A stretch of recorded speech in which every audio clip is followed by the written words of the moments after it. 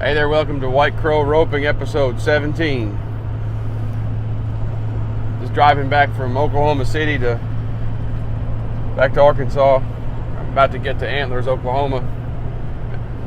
Having a lot of fun. It's a real pretty drive this way. I had to come down through Norman, pick up some race plates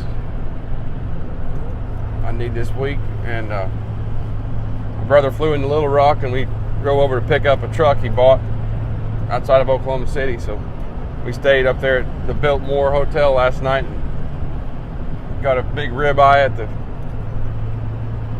Cattleman's Steakhouse at the Stockyards.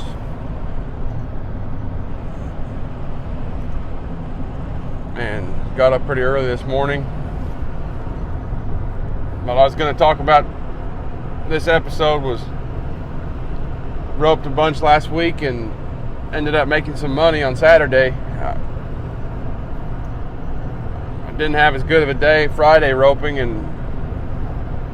but I had a pretty good moment Friday that I like to remember and keep in my head, because I drew this little spotted red cow, and she got to about the 3-hole and turned her head down real hard to the right, and she'd obviously done it before.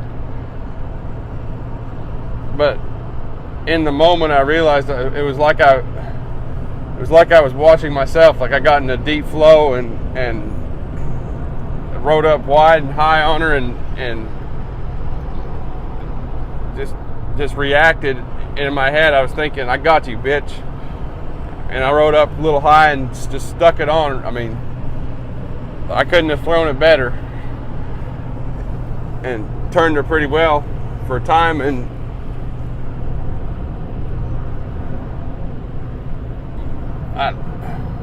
I'm confident that when I get to that point where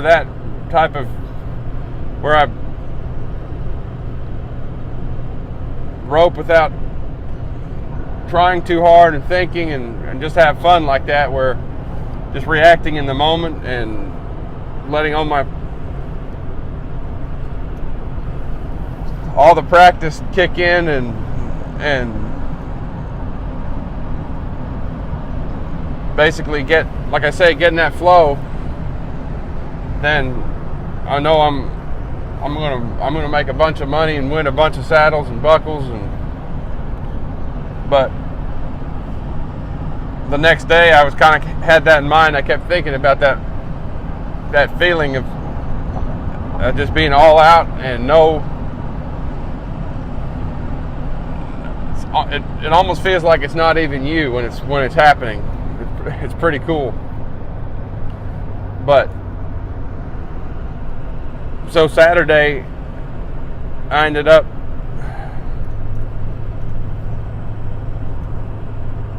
finished second place in the round robin. It was a $150 round robin. I don't remember if there was 10 or 12. There was a bunch of runs in the first round, and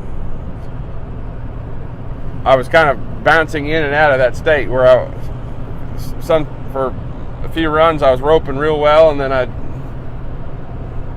I'd miss one and have to fight my way out of all the negative thoughts, like you think, oh, this is more like it, or it's easy to mess something up and then kind of assume that's me or something, and it's kind of like something I thought about.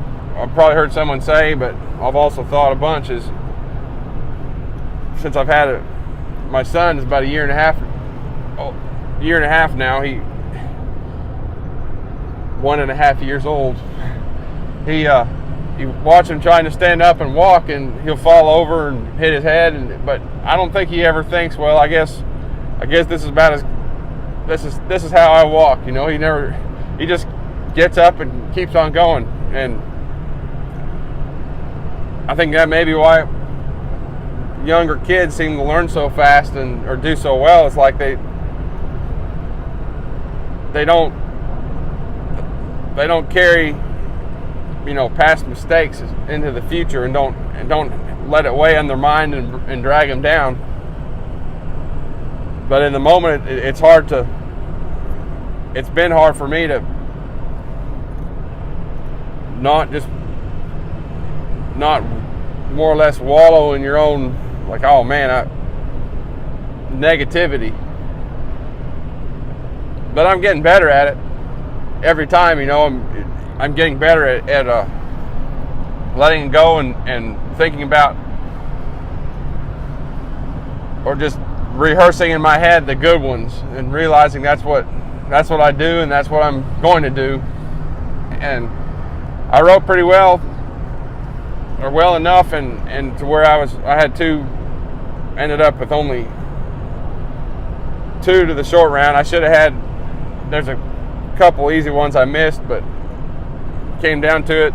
High call was a clean 7. So that took first out of it, but then I was next and turned my steer a little bit long, but we were solid second. And then I turned that steer and my heeler missed. So it was that would have been a solid second, but then my next run, we ended up second on that run. Now if the heeler hadn't missed the second high steer, well, we would have won the buckle on points, or I would have. It turned out the kid that turned my second one in the short round, he won the heeling buckle. That made me pretty happy. I guess he's about 16. He was, I don't know, a real likable kid, and ropes real good. I was happy for him. But I don't blame the heeler on my second high call steer, just because maybe if I hadn't missed one in the second round for someone else, I still would have won. You can't. No, there's no second guessing it. And matter of fact, that the guy that I was second high call with, I've been in several ropings with him, and I never turned him a steer before. So I was happy just to get to the short round. I felt like I'd made some amends for all the times I'd missed for him in the past. But it was a fun time and a good roping, and I was happy, to put myself in a spot to win the buckle, and it didn't work out, but Saturday. But next time we're coming in hot, and I know what to practice. I know what to work on. I'm gonna do some work on my sled. It's staying a little wider and covering that left horn. And as I'm practicing, I'm just going to keep that one spotted red steer in mind that felt so good, and it was like an out of body experience to just run in there and smash him. I mean, it was like, I don't know what it looked like. I don't have it on video, but. And speaking of what it looked like, that was another thing that helped me a whole lot on Saturday, was something that I learned from the Rickey Green video of the slow motion roping. And for that, especially on Saturday, I sat there by the head box and I just watched those steer. I watched the cows come out and just watched the left horn where I look at the throw, and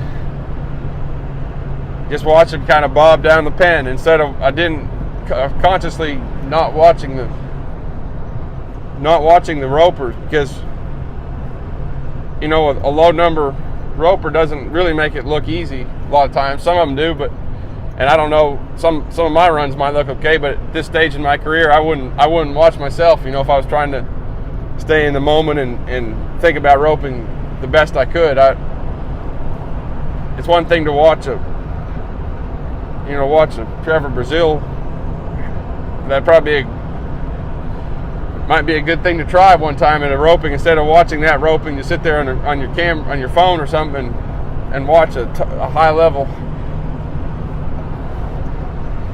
some high level guy. Just watch him over and over, and just get that imprinted in your brain. Let your mirror neurons pick it up, and everyone's seen somebody wave it off, and you've been in a roping, someone waved it off, and then seems like the next 3 or 4 will do this exact same thing just because they just watched it.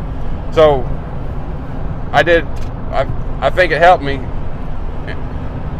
when I could focus on it, and I did quite a bit Saturday. Just sit there and watch those steers, watch their horns bounce out there in the arena, and look. And it looks kind of easy that way, and that's what one thing Rickey Green said. Just think about how easy it looks. Those horns are just out there in the middle of the arena waiting for you to come out and smoke them. So that's my story for the day, and I hope you enjoyed watching this, and if you maybe got something out of it, and if you didn't, or if you did, let me know in the comments. If you didn't, tell me also. That way I can do something different next time. And I will talk to you all next week. So thanks for watching.